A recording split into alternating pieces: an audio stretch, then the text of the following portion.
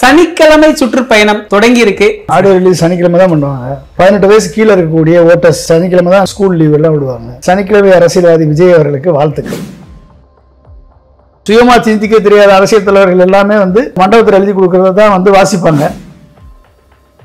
அஜித் குமாருக்கு போய் நேரடியாக பார்த்தீங்க. கவின்ற ஒரு பையனை ஆணவ படுகொலை பண்ணாங்களே, அதை பற்றி ஒரு வார்த்தை பேசுனீங்களா?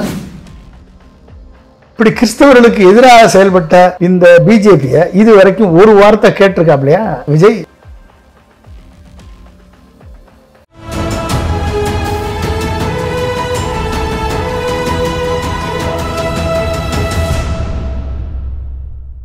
தமிழ் நிறம் நேயர்களுக்கு வணக்கம். இன்று நம்மிடையே அரசியல் விமர்சகர் திரு பொன்ராஜ் அவர்கள் இணைந்துள்ளார். சார் வணக்கம். சார் வணக்கம் சார். சனிக்கிழமை சுற்றுப்பயணம் தொடங்கி இருக்கு, பாத்தீங்களா சார்? யாரு சுற்றுப்பயணம்? சனிக்கிழமை ஒருத்தர் தேர்தல் சுற்றுப்பயணத்தை அறிவிச்சிருக்கிறார். ஆடியோ ரிலீஸ் மாதிரியா? ஆமா, ஆடியோ ரிலீஸ் சனிக்கிழமை தான் பண்ணுவாங்க. Audio release or video release weekend அப்போதான் கூட்டம் சேரும். அதுக்காக பண்ணியிருக்கலாமோ நினைக்கிறேன். திரு தவேகாவுடைய தலைவர் விஜய் அரசியலையும் சினிமா மாதிரி எடுத்துக்கிறாரு. அதில் சனிக்கிழமை சந்திச்சா போதும்னு நினைக்கிறாரு. சனிக்கிழமை தான் அவருடைய ஓட்டர்ஸ், அதாவது 18 வயசு கீழே இருக்கக்கூடிய ஓட்டர்ஸ் சனிக்கிழமை தான் லீவ் விடுவாங்க. ஸ்கூல் லீவ் எல்லாம் விடுவாங்க. ஸ்கூல் லீவ் விட்டு வரணும். காலேஜில் இப்போதைக்கு படிக்கக்கூடிய சினிமா மட்டுமே நம்பி இருக்கக்கூடிய ரசிகர்கள் சனிக்கிழமை காலேஜ் லீவ் விட்டு வருவாங்க. ஸோ அவங்களுக்காக இந்த சனிக்கிழமை திட்டமிட்டிருக்காரு. அவருடைய டார்கெட் செக்மெண்ட்டுக்கு சனிக்கிழமை பண்ணால் தான் கூட்டம் வரும் அப்படின்னு பண்ணியிருக்காரு. நார்மலாக நடிகர்னாலே பொதுமக்கள் வருவாங்க, கூட்டம் வரத்தான் செய்யும். ஆனால் அவருக்கான கூட்டம் வரணும் அப்படின்னா அந்த சனிக்கிழமை வச்சா தான் வரும்னு சொல்லி ஒரு வேளை கணக்கு இருக்கலாம். நமக்கு என்ன தெரியாது. அது சனிக்கிழமை மட்டும் மக்களை பார்த்தா போதும், அன்னைக்கு மட்டும் போய் அரசியல் பேசினா போதும் அப்படின்னு நினைக்கிறாரு. இவர் இது வரைக்கும் மக்களை சந்தித்து மக்கள் பிரச்சனைகளை கேட்டு மக்கள் பிரச்சனைகளை உள்வாங்கி அதுக்கு தீர்வுகள் சொன்ன காலமெல்லாம் இப்போ போய் மக்களை போகணும், பார்க்கணும், பரப்புரை பண்ணணும், நான் வந்தால் நல்லது செய்வேன்னு சொல்லணும், அவ்வளோதான். அதோட நம்பி மக்கள் வாக்கு அளிக்கணும் இப்படின்னு நினைக்கிறாங்க. அதில் ஒரு பார்ட் ஆஃப் பிளானில் விஜயை சனிக்கிழமை அரசியல்வாதியாக போட்டிருக்காங்க. அதனால் சனிக்கிழமை அரசியல்வாதி விஜய் அவர்களுக்கு வாழ்த்துக்கள். சார், இந்த சனிக்கிழமை அரசியல்வாதி அவருடைய பேச்சில் ஆரம்பத்திலிருந்தே ஒரு விமர்சனம் இருக்குது. அவருடைய பேச்சுங்கிறது மனப்பாடம் பண்ணி பேசுகிறாரு. அவர் மனப்பாடம் பண்ணுறதுக்கு ஒரு வாரம் டைம் வேணும் அப்படின்னு எல்லாம் சொல்கிறாங்க.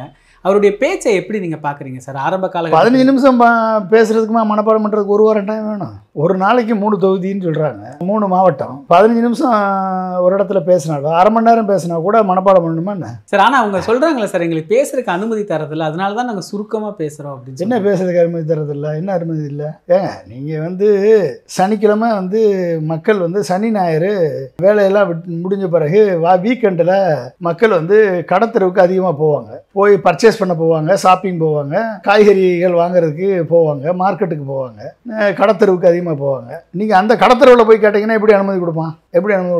மக்கள் கூடாத பகுதியில் கேட்டிங்கன்னா உங்களுக்கு தான் எங்கே வேணாலும் கூட்டம் வரும்ல. அப்புறம் நீங்கள் நல்ல இடத்த கேட்க வேண்டியதுதானே? ஒரு ஜங்ஷன் கேட்க வேண்டியதானே? ஏதாவது ஒரு ஜங்ஷன் 4 ரோடு சந்திக்கிற இடம், ஒரு ரோட்டில் பேசினாலும் 4 ரோட்டில் டிவி வச்சுக்கலாம், எல்இடி திரையை வச்சுக்கலாம். அப்படி வச்சிங்கன்னா மக்களுக்கு இடஞ்செல்லாம் இருக்கும். ரோடையும் டிராஃபிக்கையும் பைபாஸ் பண்ணி அனுப்பணும்ல மக்கள். இவர் இப்போ 3 மாவட்டத்தில் இவர் போகிறாரு. இப்போ என்ன எடப்பாடி போயிட்டுருக்காரு, தேமுதிக தலைவர் பிரேமலதா விஜயகாந்த் போயிட்டுருக்காங்க, உதயநிதி போகிறாரு, ஸ்டாலின் சார் போகிறாரு. இப்படி வரிசையாக எல்லாரும் போயிட்டு தானே இருக்காங்க. போகாம ஒன்றும் இல்லையே. அண்ணாமலை போனார், ஊர்வலம் போனார், போலீஸ் இறஞ்சல் கொடுத்ததா? அவங்கவுங்க பெர்மிஷன் வாங்கி அந்தந்த மாவட்ட காவல்துறை அதிகாரிகிட்ட பெர்மிஷன் வாங்கி எந்தெந்த பாயிண்ட்ல போறோம்னு சொல்லி அந்த பாயிண்ட்ல டிஸ்டர்பன்ஸ் இல்லாமல் இருந்தால் காவல்துறை அதிகாரிகள் கொடுக்க போறாங்க. இவருக்கு மட்டும் எதுக்கு தடை பண்ண போறாங்க? அதனால இதெல்லாம் ஒரு அரசியலா நாங்களை தடை பண்றாங்கன்னு விளம்பரம் பண்ண வேண்டியதான். நானும் ரவுடி தான் சொல்ல வேண்டியதான். அது மாதிரி சொல்ல வேண்டியதான். ஆனால் நிறைய விதிமுறைகள் காவல்துறை விதிக்கிறாங்க. நீங்க சொன்ன மாதிரி நிறைய பேர் போறாங்க, அவங்களுக்கெல்லாம் இல்லாத புது விதிமுறைகள்லாம் எங்களுக்கு சொல்றாங்க. எல்லாத்துக்கும் இதே விதிமுறை தாங்க. எங்க காமிச்சு சொல்லுங்க, அவங்களுக்கு இந்த விதிமுறையெல்லாம் தளர்த்தி கொடுத்தாங்க, எங்களுக்கு கொடுக்கலன்னு சொல்லி ஏதாவது கம்பேர் பண்ணி ட்விட்டரில் போட சொல்லுங்க.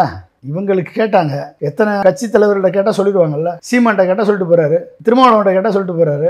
எங்கெல்லாம் போலீஸ் ஆட்சேபனை தெரிவிக்குதோ அங்கே எல்லாத்துக்கும் தான் ஆட்சேபனை தெரிவிப்பாங்க. இடத்த பொறுத்தது, இங்கே கேட்குற இடத்த பொறுத்தது. சிக்கலான இடத்த போய் உங்கள் புஷியானதை விட்டு கேட்க விட்டிங்கன்னா சின்ன பசங்களாம் சேர்ந்து இந்த இடத்துல கூட்டம் கூடும் அப்படின்னு சொல்லி பிஸியான இடத்த போய் புஷியானதை விட்டு கேட்க சொன்னீங்கன்னா எப்படி போலீஸ் ஃப்ரீயாக கொடுக்காதுல்ல. உடனே எங்களுக்கு கொடுக்கலன்னு சொல்கிறதானே? என்ன அது நியாயம் இல்லைல்ல? கொடுக்காம எப்படி? ஜனநாயக நாட்டில் இவங்களுக்குன்னு ஒரு இடம் இருக்குது, இவங்களுக்குன்னு கூட்டம் வரும். அது மட்டும் இல்லாமல் இவங்களுக்குன்னு ஒரு கேரக்டர் இருக்குது. போகிற இடத்துல இருக்கக்கூடிய பொது சொத்துக்களை நாசம் பண்ணிடுவாங்க. சென்னையில் நாசம் பண்ணாங்க, அதே மாதிரி இவங்க கட்சி கூட்டம் மாநாடு போட்டாலே அந்த மாநாட்டினுடைய பந்தலை போட்ட விரிப்பை கிழிப்பாங்க, தண்ணியெல்லாம் தொட்டி தூக்கிட்டு போவாங்க, சேரை உடைச்சிருவாங்க. இதெல்லாம் இவங்களுடைய கேரக்டரிஸ்டிக்ஸ். அப்போ இப்படிப்பட்ட கேரக்டரிஸ்டிக்ஸ் உள்ள கூட்டத்தை கூட்டும் போதும் காவல்துறை எல்லா பிரச்சனையும் யோசிச்சு தானே செய்யணும். அப்போ அங்கே போய் கஷ்டப்பட்டு ஏற்படுத்த பொதுமக்களுக்கு ஏற்படுத்தி வச்சுக்க பாதுகாப்பு வளையங்களை எல்லாம் மீறி அடிச்சு நொறுக்கி உடைச்சு போனால் திரும்பி அப்புறம் அதை யார் சரி பண்ணுறது? அப்போ இதெல்லாம் பார்த்து தான் காவல்துறை ஒரு இதை கொடுப்பாங்க. அது சனிக்கிழமை தானே போகிறாரு. அதனால் வந்து ஒரு இடத்துக்கு போனாலுமே வெயிலில் இவர் கணக்குப்படி வெயிலில் 6 மணிக்கு மேலே போக மாட்டாருன்னு சொல்கிறாங்க. அப்போ என்னென்னா காலையில் 10 மணி வெயிலில் போகணும், இல்லைன்னா காலையில் 6 மணிக்கு போகணும். எத்தனை மணிக்கு போகிறான்னு தெரியாது. 12 மணி 2 மணிக்கு போவாரான்னு தெரியும். மேபி 2 மணிக்கு போனால் கூட இருக்கலாம். கூட்டத்தை அந்த வெயிலில் பார்க்கலாம்னு சொல்லிட்டு போனால் கூட போகலாம். காலையில் 1, மத்தியானம் 1, நைட்டு 1, இல்லைன்னா சாயந்தரம் 5 மணிக்கு மேலே போய் 5 மணிக்கு 1, 7 மணிக்கு 1, 9 மணிக்கு ஒரு இடம், 3 இடத்துல போடணும். 3 இடத்துல போகிறதுக்கே ட்ராவலுக்கே 1 மணி நேரம் ஆகும். பேசுறது எவ்வளோ நேரம் பேச போகிறாரு? 10 நிமிஷம் 15 நிமிஷம் பேசுவார். அந்த 15 நிமிஷம் பேசுறது எழுதி கொடுக்கணும். எழுதி கொடுத்து பெரிய கொட்டளத்தில் எழுதி கொடுக்கணும். அது ஸ்கிரிப்ட் எழுதி கொடுக்கணும். ஒழுங்காக எழுதி கொடுக்கணும். சரியா? அதை மனப்பாடம் வேற பண்ணணும். அதுக்கு தான் பெரிய கார் வச்சிருக்காரு, கூட ஒரு டீமை கூட்டு போய் உட்காந்து எழுதி கொடுத்து பண்ணுறதுக்கு. இது எல்லா அரசியல் தலைவரும் பண்ணுறது தான். சுயமாக சிந்திக்க தெரியாத அரசியல் தலைவர்கள் எல்லாமே வந்து யாராவது எழுதி கொடுக்குறத மண்டபத்தில் எழுதி கொடுக்குறத தான் வந்து வாசிப்பாங்க. அந்த இடத்துல இந்த இடத்தில் கத்தவும், இந்த இடத்தில் அழுகவும், இந்த இடத்தில் ஆவேசமாக பேசவும், இந்த இடத்தில் உறக்க பேசவும், இந்த இடத்தில் மக்களை கெஞ்சவும், இந்த இடத்தில் டயலாக் பேசவும், பஞ்சு டயலாக் பேசவும் அப்படின்னு எழுதி கொடுத்துருப்பாங்க. அதெல்லாம் அவர் பேசுவார். அது ஏற்கனவே கதை பேசின கருத்தா தானே. யாரோ இயக்குறாங்க, இவர் இயங்குறாரு. அதை வந்து பார்த்து கைதட்ட வேண்டியது பொறுப்பு நம்ம இளைஞர்கள் கூட்டத்துக்கு இருக்கு. லட்சியம் இல்லாத இளைஞர்கள் கூட்டத்துக்கு இருக்கு. அந்த இளைஞர்கள் கூட்டம் பிலீவ் பண்ணது, நம்புது.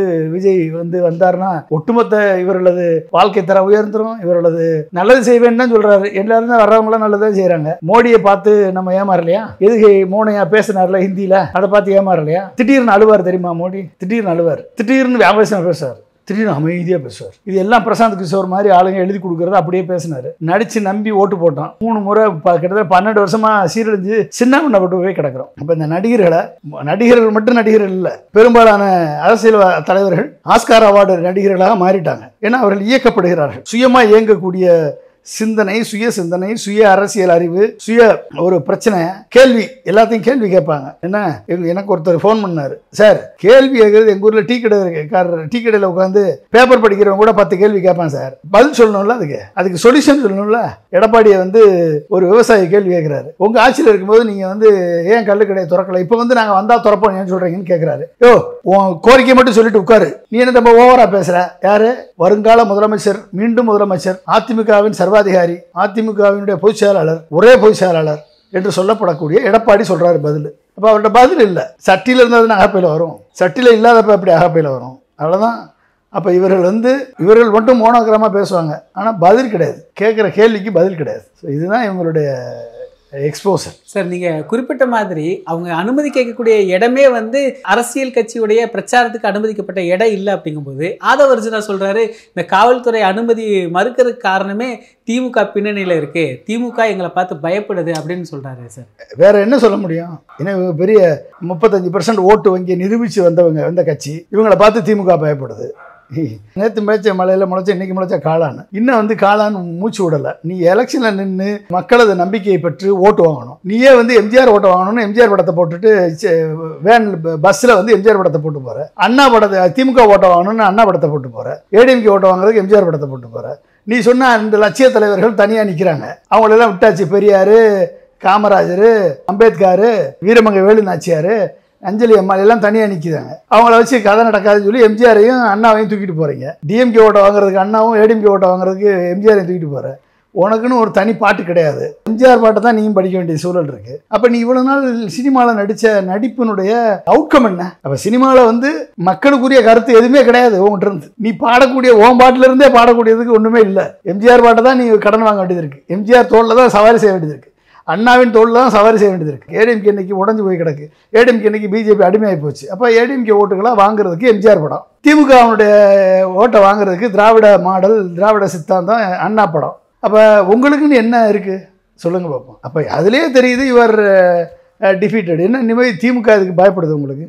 நீங்கள் தான் திமுகவை பார்த்து பயப்படுறீங்க, நீங்கள் தான் வந்து ஏடிஎம்கே பார்த்து பயப்படுறீங்க. ஏடிஎம்கேயோட தைரியசாலி வந்து இந்த படங்கள்லாம் இல்லாமல் உன் படத்தை மட்டும் போட்டு வைக்க வேண்டியதானே ஓட்டு கேட்கலாம்ல. ஏற்கனவே அண்ணாவின் சித்தாந்தம், எம்ஜிஆர் சித்தாந்தம், பெரியார் சித்தாந்தம், காமராஜர் சித்தாந்தம், இது எல்லாமே ஒவ்வொரு கட்சி வந்து இம்ப்ளிமெண்ட் பண்ணிட்டு தானே இருக்காங்க. நீ என்ன புதுசாக சொல்ல போற? What is something unique and new from you as an actor, as a newcomer to the politics? What is unique? What solution you have to resolve the problem of Tamil Nadu? The current crisis which DMK could not handle, how you are going to handle it? நீ எப்படி பண்ண போற சொல்லுங்க. அஜித் குமாருக்கு போய் நேரடியாக பார்த்தீங்க. இன்னொரு பையனை கவின்ற ஒரு பையனை ஆணவ படுகொலை பண்ணாங்களே, அதை பற்றி ஒரு வார்த்தை பேசுனீங்களா? அப்போ பயமா உங்களுக்கு? ஜாதியை பார்த்து பயமா? ஜாதி பின்னால் ஒழிஞ்சிக்கிறீங்களா? சிறுபான்மை மக்களுக்கு நீங்கள் செஞ்ச நல்லது என்ன? உங்களை தேடி லட்சக்கணக்கான இளைஞர்கள் வர்றானே, அந்த இளைஞர்களுக்கு நீங்கள் கொடுக்கக்கூடிய நம்பிக்கை என்ன, ஹோப் என்ன? 2 கோடி பேர் இருக்கான் இளைஞர்கள். எஜுகேஷன் பிரமிடில் 2 கோடி பேர் இருக்கான் தமிழ்நாட்டில். 2011 ஜெயலலிதாவுக்கு விஷன் 2023 டாக்குமெண்ட் நான் பண்ணும்போது எஜுகேஷன் பிரமிடு போட்டோம். கிட்டத்தட்ட 1,30,00,000 பேர் 12th drop out, 12th 10th 8th drop out. கிட்டத்தட்ட 60,000 70 லட்சம் பேர் தான் டிகிரி முடித்தவன். 60,000 70 லட்சம் பேர் டிகிரி முடித்தவங்க, டிகிரி பிஜி டிகிரி முடித்தவங்க, இன்ஜினியரிங் டிகிரி முடித்தவங்க. 1 4 லட்சம் பேர் தான் வந்து பிஹெச்டி ஃபார்மா எம்பிபிஎஸ் எம்டி முடித்தவங்க. 4 லட்சம் பேர். சரியா? இந்த 60 லட்சம் பேரில் உங்களுக்கு இளைஞர்கள் கூட்டம் இருக்குது. இந்த 1,30,00,000 பேரில் உங்களுக்கு பெரும்பாலான கூட்டம் இருக்குது. அப்படின்னா அந்த கூட்டத்துக்கு நீங்கள் கொடுக்கக்கூடிய நம்பிக்கை என்ன? அதிமுக அரசும் திமுக அரசும் கடந்த ஆண்டுகளில் ஒர்க் பண்ணி தனிநபர் வருமானத்தை 3.5 லட்சம் ரூபாயை உயர்த்தி காமிச்சிருக்காங்க. நீங்கள் வந்தால் எவ்வளோ உயர்த்துவீங்க சொல்லுங்கள்? தனிநபர் வருமானத்தை 3.5 லட்சமாக வச்சுருப்பீங்களா, 8 லட்சமாக உயர்த்துவீங்களா? சரி, உயர்த்துனா எப்படி உயர்த்துவீங்க? எப்படி உயர்த்த போகிறீங்க? அதுக்கு என்ன பிளான் சொல்ல முடியுமா? இந்த கேள்விக்கு பதில் இருக்கா? அவனுடைய வாழ்க்கை தரத்தை உன்னை நம்பி வரான், உன்னை நம்பி ரேம்பில் ஏறி அவனை தூக்கி எறிறீங்க, அவன் நம்பிக்கை அவன் கனவை தூக்கி எறிறீங்க. ஸ்டாலின் கவர்மெண்ட் 4.5 வருஷத்தில் 11 லட்சம் கோடி கொண்டாந்துருக்காங்க. இன்னொரு 5 வருஷம் இருந்தாங்கன்னா அடுத்த ஒரு 10 லட்சம் கோடி 20 லட்சம் கோடி வந்துச்சு அப்படின்னா தனிநபர் வருமானம் 8 லட்சமா மாறும். 8 லட்சம்னா எவ்வளோ ஆச்சு மாசத்துக்கு? கிட்டத்தட்ட 40-50,000 ரூபாய்க்கு மேலே 50,000 ரூபா 60,000 ரூபா வரும். அப்போ டிகிரி படித்தவனுக்கு 50,000 ரூபா 60,000 ரூபா சம்பளம் கிடைக்கும். இன்ஜினியரிங் படித்தவங்களுக்கும் சம்பளம் கிடைக்கும், 50,000 ரூபா 60,000 ரூபா சம்பளம் கிடைக்கும். டிகிரி படித்தவங்களுக்கு ஒரு 30,000 40,000 ரூபா சம்பளம் கிடைக்கும். இன்னைக்கு கிடைக்குதா யாராவது டிகிரி படித்தவங்களுக்கு? பெரும்பாலான இளைஞர்கள் டிகிரி படிச்சிருக்காங்கல்ல, அவர்களுக்கு இன்னைக்கு 10,000 ரூபா கிடைக்குதா? ஊபர் ஓலாவுக்கு டிரைவராக போகிறான், இல்லை ஸ்விக்கியில் ஒர்க் பண்ணிட்டு இருக்கான், இல்லை மீடியாவில் ஒர்க் பண்ணிட்டு இருக்காங்க. இவர்களுக்கு எவ்வளோ சம்பளம் கிடைக்குது? அப்போ இந்த நோக்கி போகணும், ஒரு அரசு போகணும் அப்படின்னா ஒரு 10 ஆண்டுகளில் ஒரு விஷனரி பாலிசியை போட்டு ஒரு இன்வெஸ்ட்மெண்ட்டை கொண்டு வந்து டெவலப்மெண்டல் ஓரியன்ட் அப்ரோச்சை கொண்டு வந்து இளைஞர்களுக்கு வேலைவாய்ப்பை கொடுத்து அவர்கள் வாழ்க்கை தரத்தை உயர்த்தி பெர் கேபிட்டா இன்கத்தை உயர்த்த கூடிய அரசால தான், அப்படிப்பட்ட பாத்தில் ப்ரொக்ரெசிவ் பாத்தில் போகக்கூடிய ஒரு அரசால தான் அதை செய்ய முடியும். விஜய்கிட்ட என்ன ஆயுதம் இருக்கிறது? எம்ஜிஆர் மாதிரி நல்லொழுக்கத்தை கற்றுக் கொடுத்தீங்களா? குடிக்கக்கூடாதுன்னு சொன்னீங்களா? போதை பழக்கங்கள் ஈடுபடக்கூடாதுன்னு சொன்னீங்களா? வன்முறை செய்யக்கூடாதுன்னு சொன்னீங்களா? ரத்த வெறியில் இருக்கக்கூடாதுன்னு சொன்னீங்களா? அசிங்கமான விஷயங்களை எல்லாம் கற்றுக் கொடுத்துட்டு இப்போ வந்து நாட்டை திருத்த போறேன்னு வந்து நிற்கிறாரே விஜய். நீங்கள் நடிச்ச இத்தனை படத்தில் 3 மணி நேரம் கடைசியில் ஒரு மெசேஜ் சொல்லுவீங்க, நேர்மையாக இருக்கணும், நல்லா இருக்கணும், அதாக இருக்கணும்னு. யாருக்கு அதனால என்ன பயன்? உங்களுக்கு ஒரு பாட்டு எடுத்து பாட முடியுதா எம்ஜிஆர் பாட்டு இல்லாமல்? இதுதான் ஒரு நடிகரது அரசியல். நடிகர் அரசியல் தான் இன்னைக்கு சனிக்கிழமை அரசியல்வாதியாக மாறி நிற்கிறார். அது மாதிரி வந்து வெள்ளிக்கிழமை ராமசாமின்னு சொல்லுவாங்கல்ல, சினிமாவில் கவுண்டர் பண்ணி சொல்லுவார், வெள்ளிக்கிழமை ராமசாமி, சனிக்கிழமை விஜய். இதுதான் நடக்குது. என்ன பண்ண முடியும்? இதை நம்பி ஏமாறக்கூடிய விட்டில் பூச்சிகளாக இளைஞர்கள் போகிறாங்க. இளைஞர்கள் வந்து இந்த மாதிரி விட்டில் பூச்சியை நம்பி போகிற இளைஞர்கள், அது சுடும், பார்க்குறதுக்கு அட்ராக்ஷனாக இருக்கும், கவர்ச்சிகரமாக இருக்கணும், போன உடனே அந்த விட்டில் பூச்சி இந்த விளக்கில் போய் விழுந்த உடனே பொசுங்கி பஸ்மமாக போய் தன் வாழ்க்கையை இழந்து எப்படி அழிகிறதோ அது மாதிரி இந்த இளைஞர்களது எதிர்காலத்தை அடகு வைத்து விஜயிடம் செல்கிறார்கள். இது நம்ம ஒன்றும் செய்ய முடியாது, அது போய்த்தான் தீரும். அது ஒரு 10% அப்படி தான் இருக்க தான் செய்யும். ஒட்டுமொத்த தமிழகத்தில் இந்த ட்ரம்ப் போட்ட 50% டாரிஃப்னால ஏற்படக்கூடிய இழப்பு மட்டும் எவ்வளோ தெரியுமா? இப்போ மினிமம் இழப்பு 50,000 கோடி. 50,000 கோடி சமீபத்தில் வேலை வாய்ப்பு இழக்க போகிறவங்க 10 லட்சம் பேருக்கு வேலை வாய்ப்பு போகுது. இந்த 10 லட்சத்தில் அதிகமாக இருக்குது விஜயை நம்பி ஓடக்கூடிய பெரும்பாலான இளைஞர்கள் தான் இதில் அதிகமாக இருக்கான். இவர்களுக்கு என்ன தீர்வு வச்சிருக்காரு விஜய்? அண்ணாமலை கோயம்புத்தூர் பக்கம் இருந்தார், கோயம்புத்தூர் ரெப்ரசன்ட் பண்ணார், கோயம்புத்தூர் கான்ஸ்டியூஷன் நின்னார், ரூலிங் பார்ட்டியில் மிகப்பெரிய தலைவராக இருந்தார். அண்ணாமலை கோயம்புத்தூருக்கு என்ன பண்ணார்? திருப்பூருக்கு என்ன பண்ணார்? ஈரோடுக்கு என்ன பண்ணார்? நாமக்கலுக்கு என்ன பண்ணார்? இந்த தொழிலெலாம் இன்னைக்கு சீரழிச்சு சின்னாமடம் ஆகுது. இதுக்கு ஏதாவது பண்ணாரா? தன் பவரை வச்சு விஜய் நீங்கள் வந்து என்ன பண்ணிடுவீங்க? என்ன வித்தியாசமாக திங்க் பண்ணுவீங்க? விஜய் உங்களுக்கு நீங்கள் சம்பளம் கொடுத்து வேலைக்கு வச்சிருக்க பொலிட்டிக்கல் ஸ்ட்ராட்டஜிஸ்ட்ட சரியான டேட்டாவை வாங்கி மேடையில் பேச உங்களால் முடியலை. உங்களுக்காக லாட்ரி சீட்லேருந்து பணத்தை கொண்டாந்து போட்டு மாநாடு நடத்தக்கூடிய ஆதவர்ஜினாட்டிருந்து சரியான டேட்டா வாங்கி பேச தெரியல. உங்களுக்காக ஊரெல்லாம் போய் ரசிகர் மன்றம் ஏற்படுத்தக்கூடிய புஷியானதுட்ட தமிழே பேச தெரியல. நீங்கள் என்ன ஹோப்பு கொடுக்க போகிறீங்க, என்ன நம்பிக்கை கொடுக்க போகிறீங்க? இந்த நம்பிக்கையை சனிக்கிழமை ஆடியோ ரிலீஸ் ஃபங்க்ஷனில் இவர் வந்து எப்படி பண்ணுவார் அப்படின்றத பஸ் ரிலீஸ் ஃபங்க்ஷன். ஓகே, சனிக்கிழமை விஜய் அவர்கள் எப்படி 3 மாவட்டத்தில் போய் என்ன பேச போகிறாரு, என்ன தீர்வை கொடுக்க போகிறாரு, மக்களுக்கு என்ன நம்பிக்கை கொடுக்க போகிறாரு, இதெல்லாம் பொறுத்து மக்கள் இவரை வந்து எப்படி பார்க்குறாங்க. இவருடைய மாநாடு என்னாச்சு, ரேம்ப் பார்க்க முடிஞ்ச உடனே பாதி பேர் கிளம்பி போயிட்டான். இவர் என்ன பேசுகிறாருன்னு கேட்க கூட ஆள் கிடையாது. தானே ஒரு கொள்கை, ஒரு அமைப்பாக, ஒரு அரசியல் அமைப்பாக மாற்ற தெரியாத ஒரு நடிகரால் எப்படி ஒரு தமிழ்நாட்டை வந்து வளப்படுத்த முடியும்? தன் சொந்த கட்சிக்காரன்கிட்டயே டேட்டா வாங்க தெரியாதவரால் எப்படி ஐஏஎஸ் ஆஃபீஸர்கிட்ட வாங்க முடியும்? 10 நாள் ஐஏஎஸ் ஆஃபீஸர் உன்னை மடக்கி காலில் விட வச்சிருவான். நீ எப்படி வந்து அதை மிஞ்சி நல்லது செய்ய முடியும்? எப்படி செய்வீங்க? சுய அறிவு வேணும், சுய சிந்தனை வேணும், புரிதல் வேணும். உடனே எல்லாம் வரணும்னு சொல்லலை, ஆனால் அதுக்கான முன்முயற்சி எடுக்கணும். உன் பேச்சில் இருந்தே தெரிஞ்சிடும்ல இது வந்து உன் சிந்தனையில் உதித்ததா, எவனோ மண்டபத்தில் எழுதி கொடுத்ததான்னு தெரிஞ்சுக்கோம்ல. ஒரு ப்ரெஸ் மீட் அட்டன் பண்ணியிருக்கேன் நீ, ஒரு ப்ரெஸ் மீட் அட்டன் பண்ணாலே நீ எப்படிப்பட்டாலும் தெரிஞ்சு போயிடும். மோடி அதனால தான் இந்த ப்ரெஸ் மீட் அட்டன் பண்ணுறதே கிடையாது. அது மாதிரி நீங்கள் ஏதாவது ப்ரெஸ் மீட் அட்டன் பண்ணுறீங்களா? கலைஞரும் எம்ஜிஆரும் ஜெயலலிதாவும் ப்ரெஸ் மீட் அட்டன் பண்ணலையா? அதனால் வந்து ஒரு நடிகரால் அவரால் வந்து அவருக்கு இப்போ வந்து கல்ட் இமேஜ் இருக்குது. அவர் வந்து இப்போ சிஎம் ஆகிட்டேன்னு நினச்சிக்கிட்டு இருக்காரு. அவர் வந்து ஜெயிச்சாச்சுன்னே முடிவு பண்ணிட்டாங்க. ஏடிஎம்கே ஃபுல்லாக இங்கே வந்துருச்சுன்னு ஆதவர்ஜுனா சொல்லி விஜய் நம்ப வச்சிருக்காரு. புஷி ஆனந்த் நம்ம தான் எல்லாத்துலேயும் ஜெயிப்போம், நம்ம பசங்க தான் ஜெயிப்பாங்கன்னு அவர் நம்ப வச்சிருக்காரு. ஜான் ஆரோக்கியசாமி உங்களை மாதிரி உண்டான்னு சொல்லி அவர் நம்ப வச்சிருக்காரு. ஸோ விஜய்க்கு வந்து 2026 எலெக்ஷன் முடிஞ்ச பிறகு தான் தெரியும் இவர்கள் நம்ப வைத்த பிம்பங்கள் உண்மையான பிம்பங்களா, உடையக்கூடிய பிம்பங்களான்னு போன போதும் தெரியும். சார், இப்போ விஜய் அவர்கள் திருச்சி கிழக்கு தொகுதியில் போட்டியிடுறாரு அப்படின்னு சொல்கிறாங்க சார். என்ன காரணம்னு சொல்கிறாங்க அப்படின்னா, அங்கே கிறிஸ்தவர்களுடைய வாக்கு அதிகமாக இருக்குது, அவர் சார்ந்த சமூக வாக்கு அதிகமாக இருக்குது அப்படின்னுலாம் சொல்கிறாங்க. கடைசியில் இவரும் ஒரு பொதுவான வாக்கு வங்கியை தேடி தான் போகிற மாதிரி தானே சார் தெரியுது. இப்போ பரவலாக பேசப்பட்டு இருக்குது சார். அவர் ஏதோ உசிலம்பட்டியில் போய் நிற்கிறத அன்றைக்கி மேடையில் பேசினார்ல, மதுரை கிழக்கு எல்லா தொகுதியிலையும் அவர் தான் நிற்கிறேன்னு சொன்னார். அதாவதுங்க, கிறிஸ்தவர்கள் இஸ்லாமியர்கள் இன்றைக்கி வந்து மிகப்பெரிய ஒரு ஆபத்தை மோடியினுடைய இந்துத்துவ ஆட்சியிலிருந்து அவர்கள் தங்களது எதிர்காலத்தை எதிர்நோக்கி கொண்டிருக்கிறார்கள். இதெல்லாம் வந்து இந்த மாதிரி நடிகர்களெல்லாம் பேச்சை நம்பி ஒரு ரைடுக்கு தாங்க மாட்டார். ஒரு ரைடு பண்ணி கூட்டு போய் உட்கார வச்சு, யார் ரைடு பண்ணி கூட்டு உட்கார வச்சாரோ அவரையே ரிசைன் பண்ண வச்சு அவரையே வேறு மேற்பார்வை பண்ணுறதுக்கு பிஜேபி அனுப்பியிருக்கு. அந்த ரைடு பண்ண அதிகாரி தான் கட்சி ஆரம்பிக்க சொல்லியிருக்காரு போல தெரியுது, அப்படின்னு நியூஸ் வருது. அந்த ரைடு பண்ண அதிகாரி தான் வந்து இவருக்கு வந்து சின்னம் வாங்கி கொடுத்தாராம், அந்த கட்சி ரிஜிஸ்ட்ரேஷன் ஹெல்ப் பண்ணாராம். சின்னம் வாங்கலை, கட்சி ரிஜிஸ்ட்ரேஷன் ஹெல்ப் பண்ணாராம். அந்த ரைடு வாங்கி கொடுத்த அதிகாரியை தான் பிஜேபி இங்கே அனுப்பியிருக்கு வேறு மேற்பார்வை பண்ணுறதுக்கு அப்படின்னு சொல்கிறாங்க. இது எந்த அளவுக்கு உண்மை நம்மளுக்கு தெரியல. அப்போ அந்த ஒரு பிஜேபி எதுக்குற மாதிரி எதுக்கிறது, மற்றபடி இங்கே ஒரு சரக்கு இல்லை. அப்போ நீங்கள் எப்படி வந்து இவரை நம்பி இவர் கிறிஸ்தவ முஸ்லீம் சிறுபான்மை மக்கள் வந்து இவரை நம்பி போவாங்க? இப்படி கிறிஸ்தவர்களுக்கு எதிராக செயல்பட்ட இந்த பிஜேபியை இது வரைக்கும் ஒரு வார்த்தை கேட்டிருக்காப்லையா விஜய்? இவருக்கு எதுக்கு கிறிஸ்தவர்கள் ஓட்டு போடணும், இவர்களுக்கு எதுக்கு இஸ்லாமியர்கள் ஓட்டு போடணும்? இவரை நம்பி ஓட்டு போட்டுருவாங்களா? ஒரு ரைடுக்கு விஜய் தாங்குவாரா? ஒரு ரைடுக்கு தாங்குவாரா? இவரெல்லாம் நம்பி கிறிஸ்தவ முஸ்லீம் மக்கள் வாக்களிச்சாங்கன்னா எப்படி வாக்களிக்கிறது? வச்சிருக்காரு. சொந்த கட்சிக்காரன் செத்தவனே பார்க்க மாட்டேறீங்க. சொந்த கட்சிக்காரன் செத்தவனுக்கு மாலை போடுறதில்ல, செத்தவனுக்கு இது ஹெல்ப் பண்ணுறதில்ல. ஒரு இனோவா ஒன்றும் இல்லாமல் போச்சு, கீழே விழுந்த கோடிக்கம்பம் சாஞ்சு, அதுக்கு இனோவா கார் வாங்கி கொடுத்தாரா? வாங்கி கொடுக்க போகிறேன்னு சொன்னாங்க, வாங்கி கொடுத்துட்டாரு. அதுக்குள்ளேயும் இனோவா கார் வாங்கி கொடுக்குறது எவ்வளோ நேரம் ஆகும்? காசு இல்லையா? இங்கே மாநாடு நடத்த கோடிக்கணக்கில் செலவழித்து மாநாடு நடத்த காசு இருக்குது. உனக்காக ஒரு இனோவா காரை இழந்தான் ஒரு தொண்டன், அவனுக்கு இனோவா கார் வாங்கி கொடுத்தீங்களா? உன்னை நம்பி வரக்கூடியவனை தூக்கி எரி ஆளை வச்சு எறிகிறீங்க. எம்ஜிஆருக்கு எவ்வளோ பெரிய கூட்டம் மக்கள் மத்தியில் நீந்தி போவார். அவர் கடலில் நீந்தி போயிருக்காரு.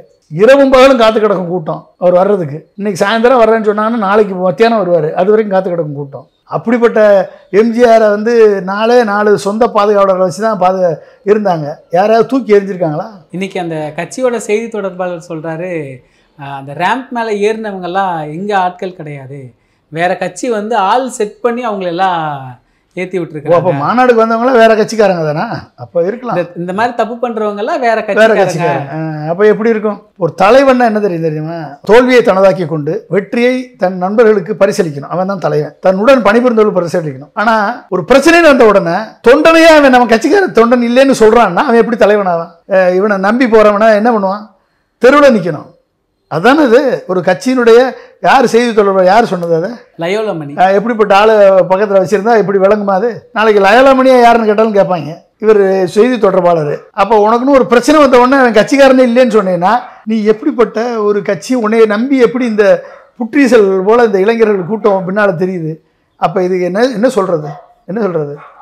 மண்டையில் ஒன்றுமே இல்லாத முட்டாள் கூட்டம்னு தானே சொல்லணும். ஓகே, என்ன பண்ண முடியும்? இந்த மாதிரி ஆளுங்கள் பின்னால் போனால் கடைசியில் பாதிக்கப்பட்டால் நீ தெருவில் தான் இருக்கணும் தம்பி. உன்னை தூக்கி எறிஞ்சு கைகால் ஒடிஞ்சுன்னா நீ தெருவில் தான் நிற்கணும். உன் கட்சிக்காரனே இல்லைன்னு சொல்லிடுவாங்க. உன்னைய ஒருத்தன் கரண்ட் அடித்து செத்துருக்கான் ஸ்ரீவிழுத்தூரில், அவனுக்கு ஏதாவது செஞ்சுருக்காங்களா? குடும்பத்துக்கு போன மாநாட்டில் 6 பேர் செத்தானே, அவனுக்கு ஏதாவது இது வரைக்கும் செஞ்சுருக்காங்களா? வந்தவனுக்கு சாப்பாடு போடலைங்க. ஒரு தயிர் சாதமும் ஒரு மேங்கோ ஜூஸும் ஒரு தண்ணி பாட்டில் கொடுத்துருந்தா அவன் நிம்மதியாக சாப்பிட்டாது இருந்திருப்பான். இத்தனை பேர் லட்சம் பேர் வரான், ஒரு கொட்டை போட முடியாதவனால. இல்லை 6 மணிக்கு மேலே தான்டா மாநாடு, எல்லாரும் மாநாட்டுக்கு 3 மணிக்கு தான்டா வரணும். எங்கெங்கே இருக்கீங்களோ அங்கே சாப்பிட்டுக்கோங்க. மதுரையில் சாப்பிட்றேன் சாப்பிட்டுக்கோ, எங்கே சாப்பிட்றேன் சாப்பிட்டுக்கோ. சாப்பிட்டு 3 மணிக்கு மேலே தான் உள்ளே என்ட்ரி. போலீஸில் சொல்லி விட்டாச்சுன்னா 3 மணிக்கு மேலே திறந்து விட்டு போகிறாங்க போலீஸு. நீ 7 மணிக்கு வந்து பேசுங்க. நைட்டு இருட்டான பிறகு லைட்டு போட்டிருக்கீங்கல்ல, 7 மணிக்கு மேலே வந்து பேசுங்க. உங்களால் சாப்பாடு கொடுக்க முடியல, உங்களால் வெயிலிருந்து தொண்டர்களை காப்பாற்ற முடியல. அப்போ என்ன நீ பிளான் பண்ணுற? உன்னுடைய மாநாட்டே உன்னால் ஒழுங்காக பிளான் பண்ண முடியலையே. முதல் நாள்லேருந்து வர்றான்னா ஏன் அலோவ் பண்ணுற? வெயிலில் இருந்து சாகிறதுக்கா? உடனே பார்க்க தானே வர்றான். அவனுக்கு ஒன்று கொட்டை போட்டிருக்கணும், இல்லை அவனுக்கு சாப்பாடு கொடுத்துருக்கணும். ஏடிஎம்கே மாநாடு அது வந்து பொதுக்கூட்டம். ஒரு பொதுக்கூட்டம் போடுறதுக்கு மாநாடு அளவுக்கு பில்டப் பண்ணி இத்தனை பேரை கூட்டு வச்சு ஒரு பிரம்மாண்டத்தை காமிச்சு, அந்த பிரம்மாண்டத்தின் மூலமாக நாங்கள் தான் வெற்றி பெறுவோம்னு சொல்லி ஒரு பில்டப்பை காமிச்சு, அதன் மூலமாக கூட்டணி கட்சிக்கு யாராவது வந்துடுவானான்னு கேட்டு இது நாள் வரைக்கும் 2 வருஷமா ஒரு கூட்டணி கட்சிக்காரன் ஒருத்தன் போய் சேர பண்ணுறான். புஷி ஆனந்தையும் ஆதவர்ஜனா வச்சுக்கிட்டு எப்படி சேருவான்? எப்படி தருவான்? நீ உன் பக்கத்தில் இருக்கவனே ஒரு நல்ல ஆட்கள் இல்லாதப்ப எப்படி வந்து மற்ற கட்சிக்காரன் உங்ககிட்ட வந்து சேருவான்? அப்போ ரசிகர்கள் கூட்டத்தை வச்சுட்டு ரசிகர்களை விட்டு பண்ண வேண்டியது. ரசிகர் மட்டும் அப்படி ரசிகர்களை வச்சே ஜெயிச்சிருந்தா உன் படம் எல்லா படமும் வெற்றிகரமாக ஓடி இருக்கணுமா இல்லையா? ஏன் சரியில்லாத படம் உடனே தோற்று போகுது, உடனே தேட்டரை விட்டு வெளியே போகுது? சொல்லுங்கள். பணம் கொடுத்து பார்க்குறான் ஒரு ரசிகன் உன்னை தேட்டர்லேயே உன்னை தோக்கடிக்கிறான். அப்போ அரசியலில் உன்னை எப்படி விட்டு வைப்பான்? உன்னை பார்க்குறதுக்கு ஒரு கூட்டம், பிரம்மாண்டத்தை பார்க்குறதுக்கு ஒரு கூட்டம். நீ பண்ணிருக்க பெரிய மாநாடோ, பெரிய மாநாடு, ரஜகத துரகாதிபதிகள், பெரிய கட் அவுட்டு, பெரிய லைட்டிங்ஸ், அப்படியே பிரம்மாண்டமாக இருக்குது. அப்படியே ட்ரோன் ஷாட்டு, அப்படியே வியூ இருக்குது. இவ்வளோ கூட்டம், நம்மளும் அதில் போய் ஜாலியாக இருந்தோம்டான்னு ஒரு பேர் வரணும். இதை பார்த்து மயங்க பொருட்காட்சி மாதிரி பார்த்துட்டு போகிறான வெளியே உண்மையான தொண்டன், உண்மையான அரசியல் தொண்டனாக இன்னும் டெவலப் ஆகிறதுக்கு காலம் இருக்குது. அதுக்கு உழைக்கணும். விஜய் உழைச்சாருன்னா கண்டிப்பாக அவருக்கு ஒரு வாய்ப்பு இருக்குது. தன்னை அரசியல் சார்ந்து சிந்தித்து கொண்டால், மக்களது பிரச்சனைகளை தெரிந்து தன்னை பக்குவப்படுத்தி ஒரு பக்குவமான தலைவராக அவர் வந்தால் கண்டிப்பாக விஜய்க்கும் ஒரு இடம் இருக்கிறது, இல்லைன்னு சொல்லலை நான். ஆனால் இப்போ இருக்கா அப்படின்றது மிகப்பெரிய கொஸ்டின் மார்க். நிகழ்கால அரசியல் குறித்தான பல தகவல்களை பகிர்ந்து கொண்டதுக்கு நன்றிங்க. மிக்க நன்றி. தேங்க்யூ.